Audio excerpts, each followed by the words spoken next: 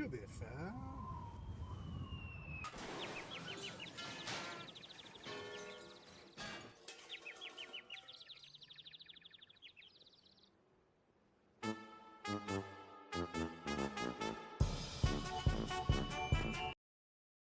Totally not late. I was just doing things that made other things do things.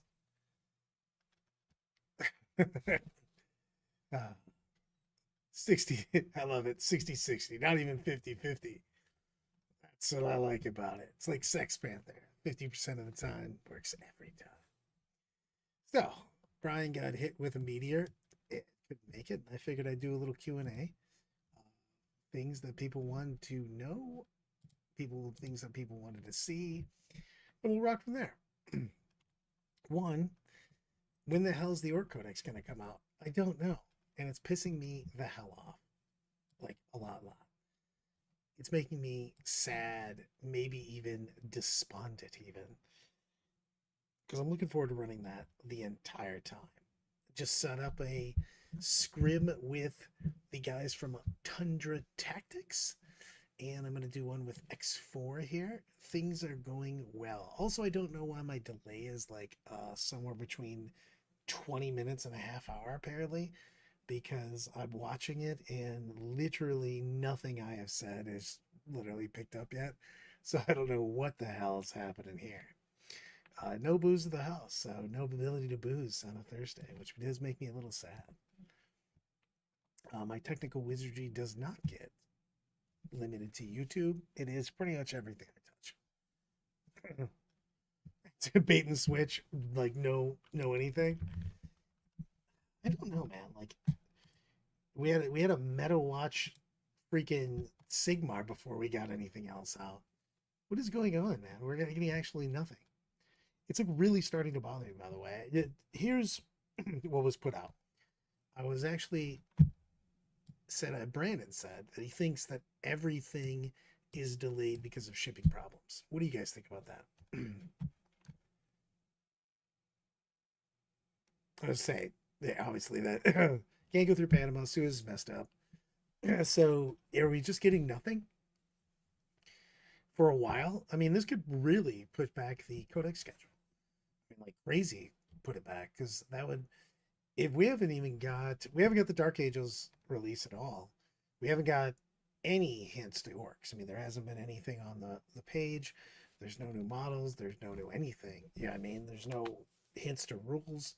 So I'm a little worried about when we're going to get anything. Good evening to all.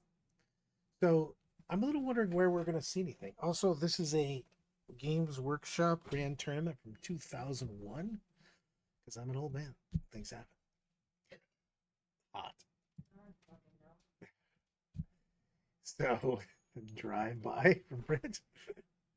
But yeah, I'm wondering when anything's gonna come out. It's pretty crazy. Even if it's the couple weeks, man. Hello. I don't see what we're doing as far as they would still put out releases or shit. They would do the drip. Usually they put out pictures of random shit, a rule or two. They put out absolutely fuck all for orcs.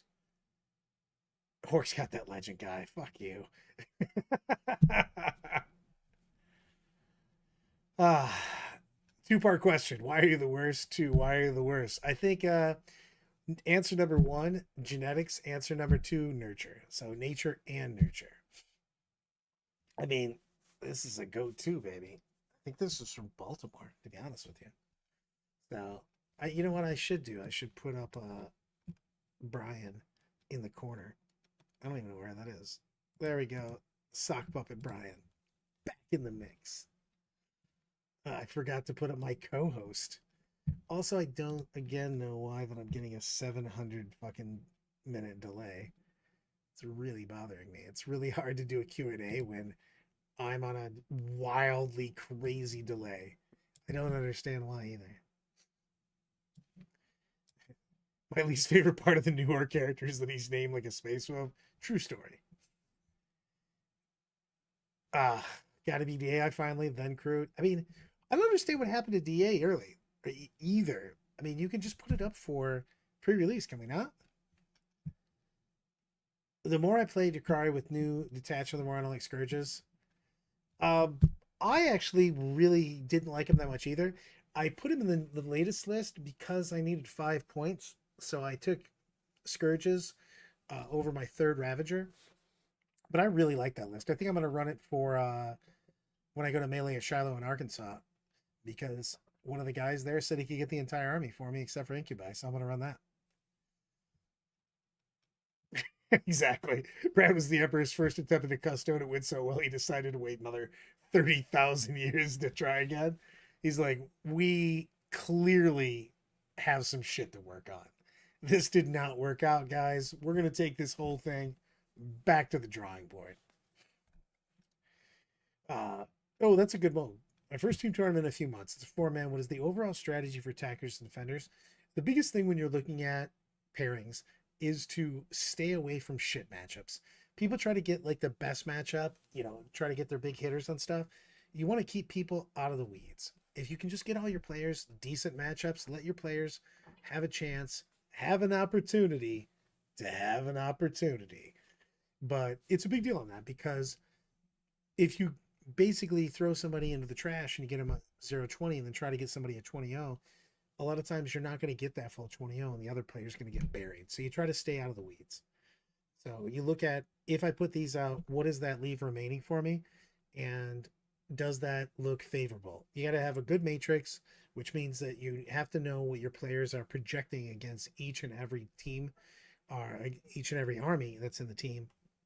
So you can make a very calculated guess for what they're going to put out and then what you're going to counter it with. So, but the biggest thing is you're trying to stay out of the weeds. 100% stay out of the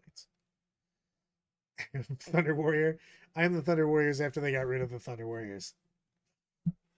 But the overall strategy, 100%, keep your team out of the garbage. It's way better to get decent matchups than it is to get a couple good matchups or great matchups and a shit because you don't know how there's going to roll out. Building terrain, listening to Brad seems legit. Thoughts on Cascarin versus Scions? I don't know, man. That's been all over the place lately. I've seen both of them in a bunch of lists. I do like Scions quite a bit just for the ability to get places. Cascarins still do some serious damage. It's not like they did in 9th edition, but they're still legit. So, going way up the wall, Custodian Bikes make a comeback. One unit seems to work big time with movement shenanigans.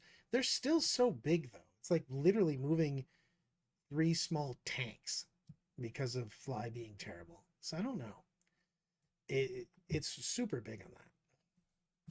No worries. I'm big fan of teams. Doing pairings forever. It's one of my favorite parts of teams. I really like teams just because of the fact that you always have a good meta. So even if there's like one bullshit list or bullshit faction, you can only take it once. So only one person has to deal with the trash fire. Plus, I think you can make really more streamlined armies. We were looking at, we just did that a week or two ago. When we went down to North Carolina, our Eldar list literally just fought he just cherry picked the shit that didn't crush him and just slammed 20s down on everybody. It's just, you can make super hyper focused lists. Customs listed as going X1 have all been different from double tank to triple warden. Lots of excitement in the community. What do you like? For singles, I actually like a fairly simple lit. I say that, but I've really been making lists only for teams of the custodes, and I really like double. I kind of like just Noah's Ark, just taking double Lars, double Warden, double guard, and a couple units of girls. I think it's 4 units of girls. Just dominating the board, and that is thinking about playing on GW terrain though. So I just think it's so hard to dislodge the custodes. With fights first and rerolls and shit, those guys just put a beating on stuff. And they're really hard to get the hell off objectives. And they will beat the shit out of all the melee armies. So I have been specifically focused on making lists for custodes for teams. But I still think that works in singles, to be honest with you. It's just not as perfect because you can't keep them out of their bad matches. So you might want to pick some of the tanks if you're going into singles, but for team especially, I just like a grinder list. A grinder, tons of infantry list just works really big. Gladius, how much help Ventress with Calgar Aggressors, freeze the Redeemer for else, you just run BT or BA Gladius. If I'm going to run Gladius, I'm probably going to run Black Templars. I still really like the Vanguard uh, Ultramarines. It's just really, really good. You lost some stuff, but man, it just bouncing around with Centurion Devs and Calgar with the Aggressors is a big deal on that. So the Ventress with the Aggressors, I don't know if you want to deep strike them in. I mean, Ventress making something big deep strike in is a legit deal. I just really like the ability to do both. So you could put more shit in the Redeemer, but if I'm gonna put more stuff in the Redeemer, I just kind of want to run Black Templars. They're just so good right now. Black Templars are just like so consistent. They're not the highest army, but they just do work all the time. They're just a very safe army. Red wine with ice. My God, what is wrong with you? No, red wine is room temperature. Also, don't chill your red wine. That kills me. Death Guard Predator Destructor meta coming in. Uh, Weirdly enough, the Death Guard Predators, I mean, just Predators in general, actually are underrated, in my opinion. They're just good. They got a decent stat line for everything they do, and their points are like legit. Vanguard Marines, Custodes, and T-Suns enter RT, which takes the cake. Probably Custodes.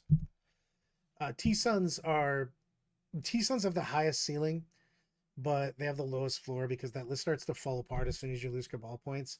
And Vanguard Marines are super, super powerful, but you have to play them really, really well. If you make a mistake, shit can go off the rails. And Custodes have the most wiggle room to make mistakes and still win the game. Custodes beats. Do Templars beat Custodes straight up though? Oh, that's a tough one. I think the Templars just they're not going to overpower them, but I think they can take the objective. They can just play the objective mission a little bit better, and they've just got more shit. So, Andy coming in with a super chat. Tell it super chat. What anti-tank do you take in Gladi, and how many? What type of Gladius though? What? Are we talking Templars? Are we talking Ultramarine? I mean, are we taking what? Because I've been back and forth on that because with Templars, of course, you get like free multi-melt is just making it rain. Pew! But I think you still have to have a couple things in there. I like to have the longer range, excuse me, variants on that. I mean, the Gladiator Lancers are still legit. I mean, like literally all of the Gladiator tanks are still completely worthwhile. They bumped the price up just a little bit, but it's soon. 100%, man. Riley coming in with the CSM Predator slap. They do. John's wrecking face with them. They're just really good. For their point costs, they just put out a good volume, and they've got a good defensive stat. Not a marine expert. A customer just asked me, Repulsor Executioner or Storm Raven gunship? Repulsor Executioner. I think the Storm Raven. I hate flyers, so that's just the thing for me. But I think that Storm Raven list is a gimmick. You can probably do it in teams, but it spends a lot of points on a few things, and it's really looking to first turn face roll people. And if you don't, or if they have the ability to play around that, or they have a lot of stuff in reserve, they can come out. I just think that it gets picked up. Any Tyrannid love? I actually really still like the Endless Swarm. I think that there's a ton of armies that don't have the ability to deal with a fuck ton of shit on the board. It's a real thing on that. You're looking at a list that can just continually bring stuff back. I think that like gargoyles are still wildly insane. Any Tyrannid list I would make would have 40 to 50 gargoyles. The fact that they could possibly move 24 on a turn is just nuts. They effectively can just move block you into full wins. Woofing time. Sell all the flyers, Anna. Screw you guys. That's true. 100%. A Repulsor Executioner just has a million shots. Plus, its main gun is buck wild. And I'm going to go to this real quick. I'm going to go to Meta Money on this. In the limited data Vanguard and Gladius Task Force, Space Marines have done very poorly. 33%, and Ironstorm Firestorm played great. 50%. Withers continued? Yes. Here's the thing. Vanguard has a wildly high ceiling, but it requires a ton of skill to play, and it's super unforgiving if you make mistakes. As soon as you get touched with things, the game just goes off the rails. So Vanguard, I think, has the potential to play better in the best hands, but you're gonna have games where shit just goes down. As soon as you make a mistake, Vanguard just gets fucked.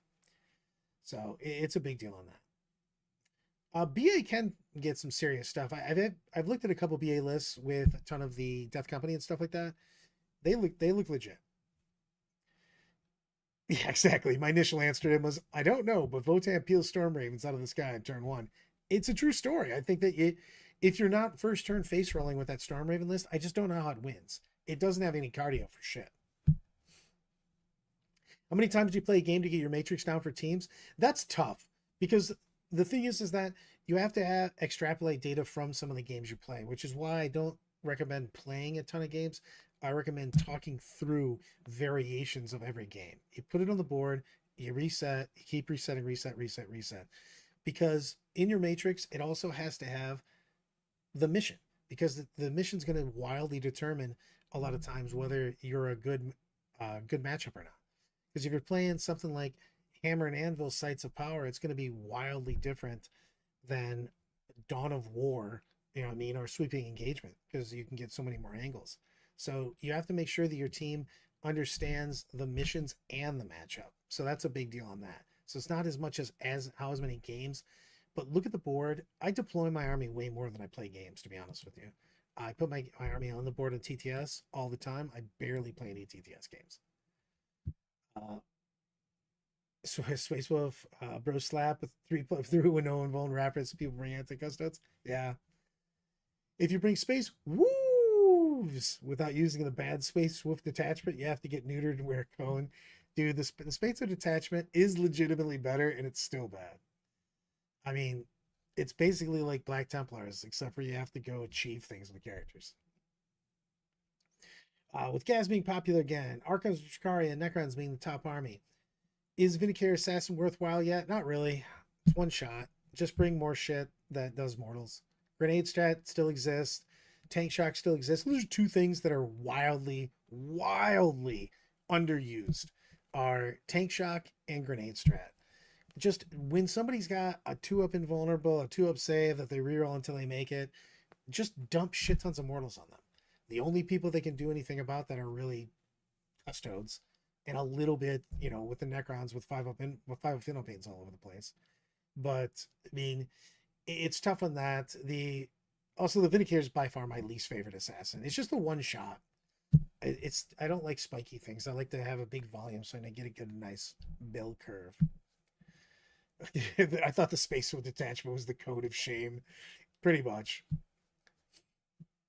What good to great singles list doesn't make your 5-man teams list right now? That's a really tough question because we were really trying to figure out what we wanted to bring. I've got literally a Google Doc up here right now because we're doing a scrim with 8-man team scrimmage, and we're doing a 5-man team scrimmage, and we were trying to figure out what goes down on our 5-man list right now.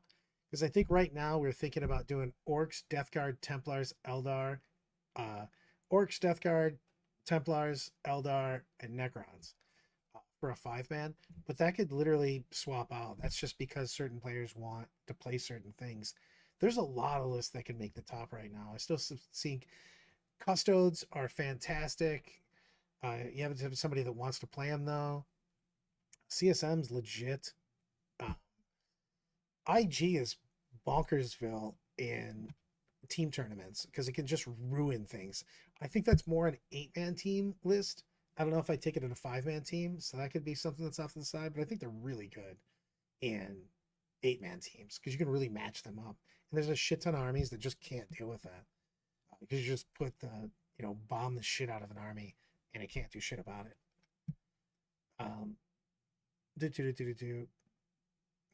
Why does everyone love Ragnarok? His data shape didn't change. The meta changed a bit, though. You have more ability and more need to scrap, and he does lay down the pain.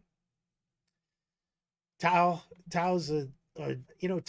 is in and out. We brought it to the last tournament. We brought it to we had Brandon play it at North Carolina. We took it when we went to 5-man team. So like Tau's in and out for sure. It really depends on who's coming to playing. I'd say right now that the 5-man team is really going to depend on who's on the team, because you want players, faction specialists on each of your lists. So I don't think that there's 5 must-haves on any team right now. I think that Necrons is a must-have. I think that might be the only must-have army in a 5-man, and then I would go on what the player skill is after that. The meta is actually really, really good as far as there's a lot of armies that you can play that can legit smash. When is Lorecast doing an AdMech episode? That's going to be a hot minute. My, we know that I'm not a huge AdMech lore guy, and I don't think John literally doesn't know anything about AdMech, so it's hard for him to push me on doing one on that because he'd have to just go study. So that'll be a hot minute. They are going to be in a bit because they're included in a lot of other people's lore. So because of obviously Primaris Marines and stuff like that, they legit are pretty interesting in other people's stories. Double Shiger Shark. Yeah, I can't even say that. You ruined it for me. Oh, checked your privilege and put the Manticores back in. They're still really good, man. Think with more melee, Sanguinor dropping in and slapping precision to kill buffing HQ. Yes, 100%. There's a lot of guys that anybody that has precision melee or decent precision attacks is legit to put in your list right now. I mean, killing things like the Technomancers and stuff like that, it's just a huge deal. And there's a lot of guys that are buffing. So, like right now we're playing Canoptic Court for Adepticon teams, and we're each running a Catan, and everybody's running a total between the two armies to make the 2,000 points. We've got 10 death marks on each table, and we're running the Deceiver. And being able to take those characters out is huge. It helps a huge amount. So hard to push differentials, Tao. Yes.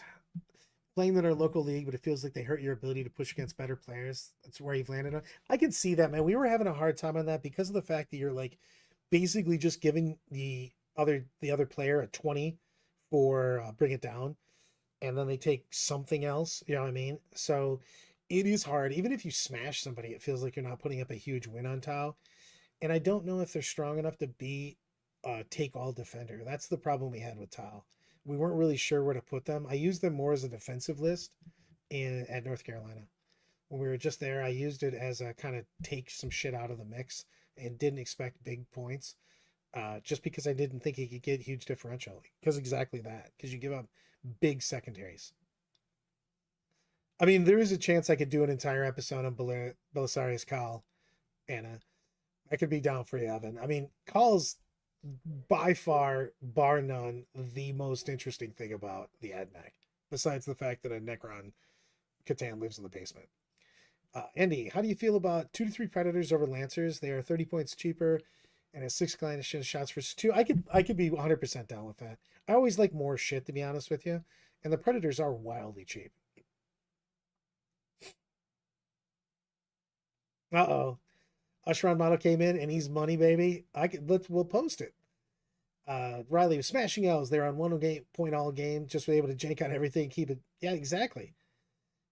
I agree on that. You can just pound people out, but they just, again, when you're giving up a free 20, it's a big deal on that. Big fanboy of Khal.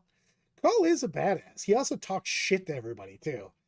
Like he's literally like talked to all the heavy hitters in the Imperium and just told them to go pound sand.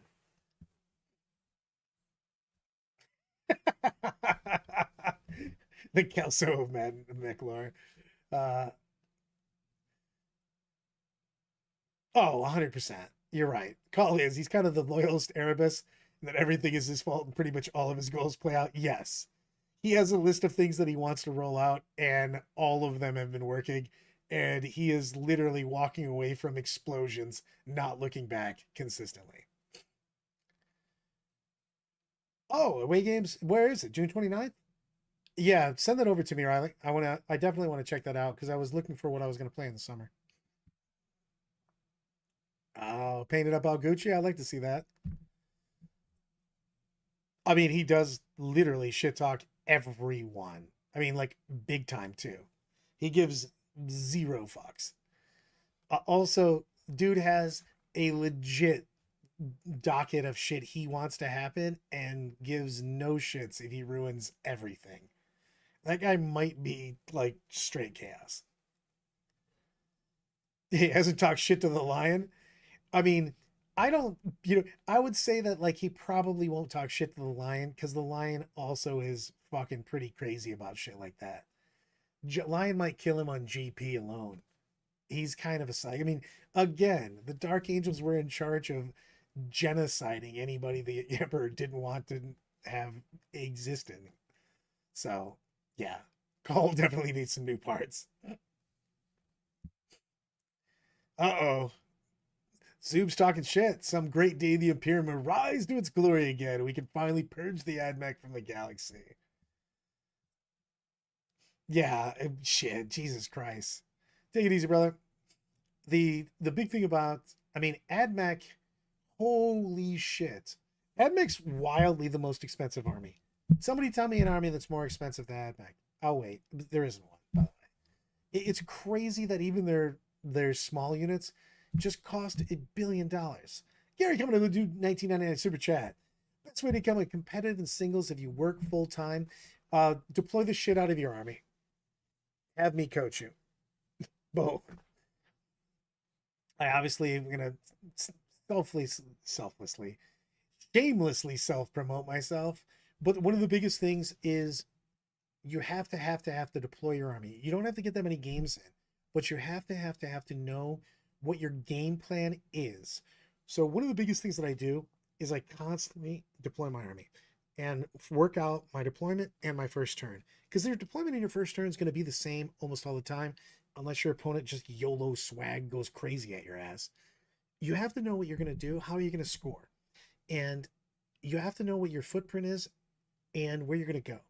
Because I see people just deploying incorrectly all the time where they put themselves out of range. They're not quite right. They can't contest the objectives. They can't score the secondaries that they picked. You have to really put that on the board and see where you're going to be. I don't care if it's at the house, if it's on TTS, if it's on whatever. You take more time doing that because especially if you're working all the time, you're not going to have time to play a shit ton of games. You'll have time to deploy your army and figure out what you're going to do. That and being competitive in singles is such a big deal. Asking questions before every game. You have to know if they have fights first. Can they move outside of the movement phase? So many people can do that shit now. It's crazy. You need to ask those questions every game because you don't want to find out on turn 3 that somebody can do some shit that screws you over. 100%. But it's a big deal. Just know your army's ass size. You need to know how big your butt is, how you can get to the things, and that'll help a huge amount because it also saves you a shit ton of time. So, Keith Murphy coming in with a $5 super chat. Competing a Cherokee next week. Any advice on player place terrain in a tournament settings? Will be my first comp experience with that. I can't tell you the biggest thing with player place terrain. Measure all of your terrain before you place any of your terrain. I can't tell you the amount of people that I see place their terrain and they fuck themselves up by placing a thing and nothing else fits properly. You have to measure out all of your terrain before you place your first piece of terrain. It is huge that you make sure you do that. Also, make sure that you're placing your terrain not just to deploy in. You have to orient it, of course, looking for your angles to make sure you're not getting shot, but you also make sure that you can get from point A to point B. So you want to basically be able to go from your home piece of terrain to the next one. So you have 3 pieces of terrain you can manipulate. Also, screwing over your opponent is not as big as scoring your own points with your terrain. Be proactive in scoring your own points. It's so big. Or Corey, you can just cheat. It's 100%.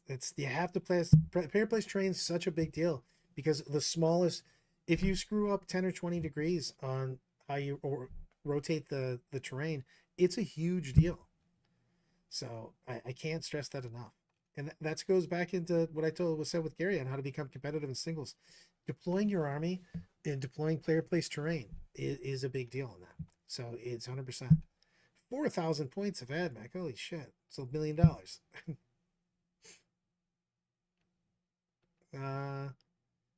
Renegade Guard. I don't know about that, man. You can get a lot of that shit for cheap now. Men of Iron coming back? No way. Men of Iron are like broken as shit. Right? I mean, true, they're broken as shit, but also Dark Angels also have them. Dark Angels already have the Men of Iron. They use them multiple times. No worries. I am. We were just talking about that yesterday, as a matter of fact. Fix my list. I'm gonna bring that back. I think that I'm gonna do that. I might do. I might start doing that on Tuesday when I'm not doing deal with it, because Sean and I are gonna do deal with it together like every like 2 or 3 weeks, and the off weeks I can do fix my list again. You can't put terrain on the middle objective. They changed that. I like that rule quite a bit. So I think that it made the putting stuff down super powerful on that. So I don't know. I still like fixed, but significantly better than I like player place, and I think most more people are going with that. To be honest with you, I do. I miss fixing the lists. I enjoy fixing lists and keeping them in the same like feel for it. You know what I mean? Whatever the theme was, I like the challenge of fixing a list and keeping the same general feel to the list. Dr. Brad's roster clinic. I'm for sure Dr. Brad. Dr. Brad, PhD. All of the things, some of the stuff even. So the FLG events, yeah. I mean, I agree with that though, because the putting down the first piece, if you have a middle objective and you can slam it right on top of it, is pretty powerful, especially if you have a board control or an assault type army. You can effectively just tell your opponent that you're going to take fixed and just stand there and do nothing. It's pretty ridiculous. Bracket his doctorate, it would be from Costco. Whoa. I'm not fancy enough to get into Costco. That's crazy talk. You're a chiropractor at best. Feel the love. I feel the love coming here, guys. The I'm pumped though. I'm pumped to see the new meta. You probably have to renew that PhD early. Uh, exactly. You know, I've seen people do that though. You make fun of that, Zoobs, when someone just gives you a wildly different army. But I like I really do enjoy the challenge of trying to make you do the fix the list type thing, but keeping it with the same theme and everything, the same feel that they were trying to get. You know what I mean? If someone sends me an all uh, Space Wolf, Thunder Wolf Cav list, I'm not gonna like give him Black Templar Gladius. You know what I mean? You're gonna try to make the list work around what they were trying to do. Playing fix feels so good. Sometimes you'd watch the hell out of Dr. Brad's roster clinic. I actually really, we'll get that fired up this Tuesday. I'll get that fired up Tuesday. So it has been written, so it shall be done in accordance with the prophecies. What do I have? What do I have to make an explosion here? Do I have my booms here? There we go. Boom. Blew your mind. You know what I also have for some reason, because I didn't take it down? That IKEA meatball from Christmas time. I don't know why I still have that as something I can reference. Uh-oh. Brandon coming in, still frosty, coming in with an interesting question. What's the question, sir?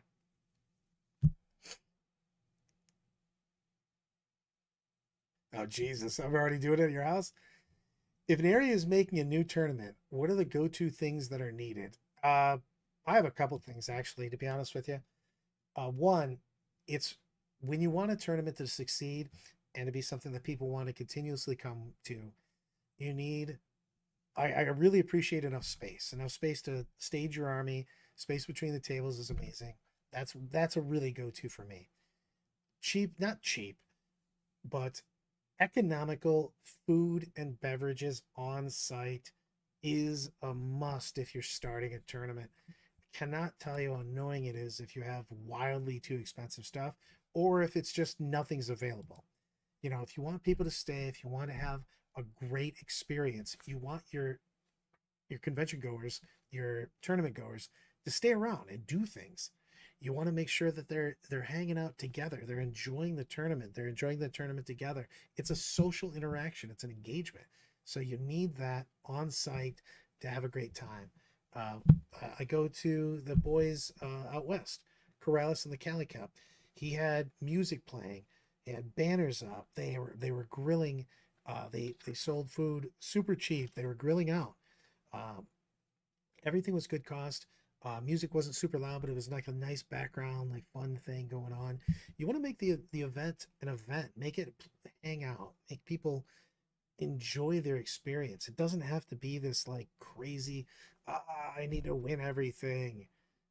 It's a big deal to make sure that that happens, and I think it's a big deal to make sure that your event has that feel for it. Bring people back for the event.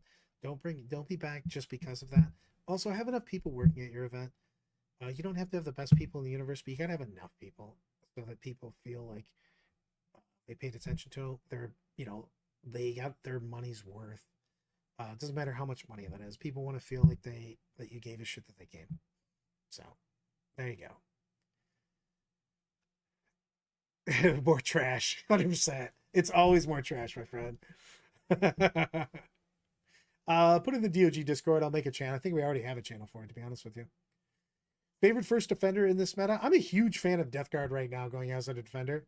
I also enjoy defending with my orcs, but I think the Death Guard's probably the best defender because of the fact that you can't put any of the aggressive armies into it because making yourself -1 weapon skill, -1 ballistic skill, and then having nerdlings behind you for -1 to hit is bonkersville. It's so ridiculous. Zoom's coming in 100%. Good train, decent judge, room to move, strippers and blow, 100%. The story of the year guy plays the gas station across the street and does boozy slushies. Love that. What is the most active meta scene in America? Ooh, that's tough because we're really active in the Midwest, but I don't think we have as many tournaments as like Texas does. Texas just puts out like a wild amount of tournaments. The New England area is crushing. Todd, Carol, all the people up there put out a good amount of that on that. I don't know. West Coast runs a ton of shit. That's a tough question. I don't know. There's a decent amount of active metas. I'm always going to be partial to mine, of course.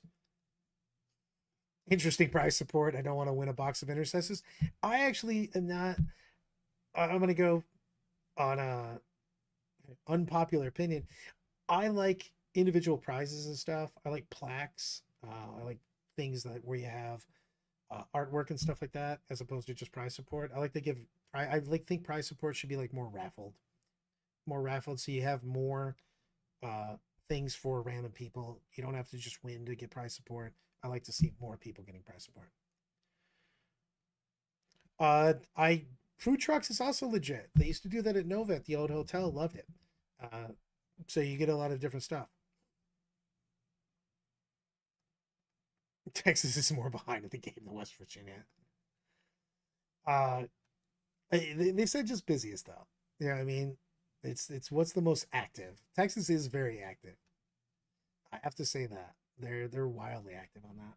So, but I don't know. My thing is to run like the perfect tournament is more about everything around the game than just in the game. So it's a big deal. Brad, have you seen the trailer? How do you feel about the 90s X-Men cartoon coming back for X-Men? I've not seen it. I did love the old cartoon though. So I will check that out after I get done with this. That's a lie. Because after I get done with this, I'm going to talk to Anna, and after that, I'm going to talk to Matt Aaron. So after all of those things are done, then I will check out the new trailer for the cartoon. Indeed, Howard, I am super hyped for Arkansas. I am ready. When I finally found that I could get my army without having to take an army, I was even more excited. That's how hyped I am.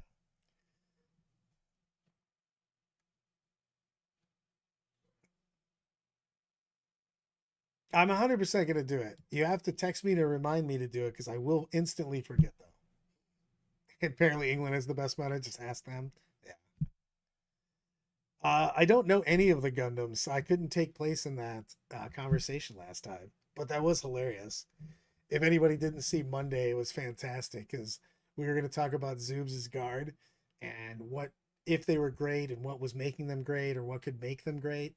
And then we just got on like a half-hour Gundam debate somehow. I don't even know how the hell that happened. That, for a change, wasn't my fault. Mostly, anytime we get wildly off the rails, it's for sure me. But this time, it wasn't. I don't even know how we got there. I'm also flying hard. I'm flying into Little Rock and then coming over there, and then we're going back to Little Rock because your other airport apparently only lets you fly if you've got the gold coins from fucking John Wick because the flights were so ridiculously expensive. That is true. I didn't realize that Tom was such a psycho for Gundam. He was very quick to explain Gundam Pew Pew to everyone. It was hardcore to stay on that. He was definitely juiced and ready to go about Gundams. Ultra goosed. So give me the last round of questions, then I'm gonna call it a night. And then I'm gonna do some coaching things, and then I'm eventually gonna feed my face again. I already tricked Britta into making me some food earlier. It was fantastic. I think she's gonna throw something at me now, but that's okay.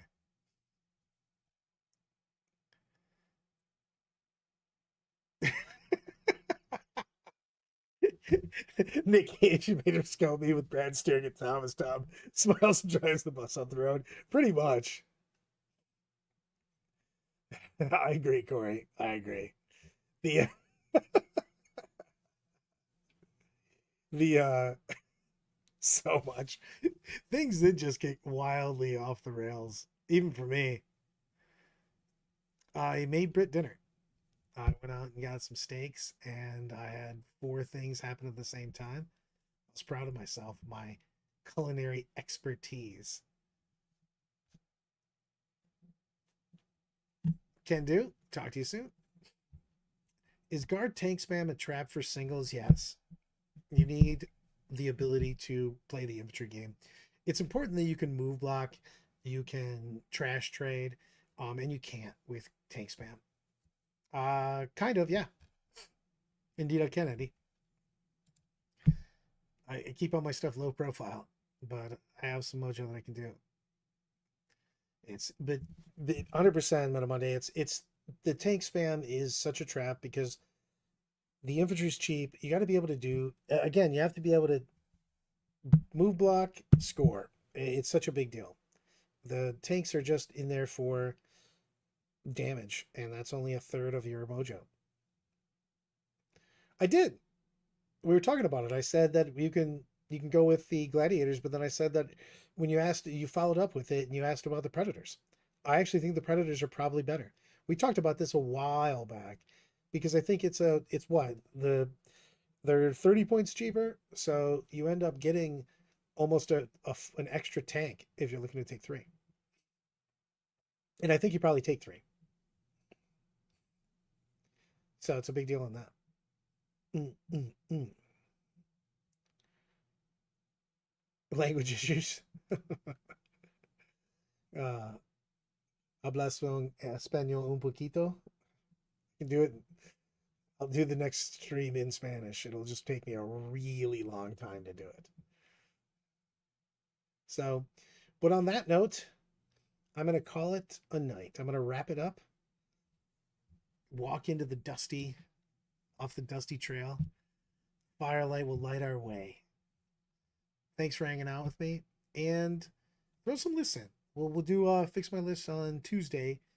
Throw them at the Discord, and I'll pick some interesting ones, and we will rock and or roll. Until then, stay milky, my friends.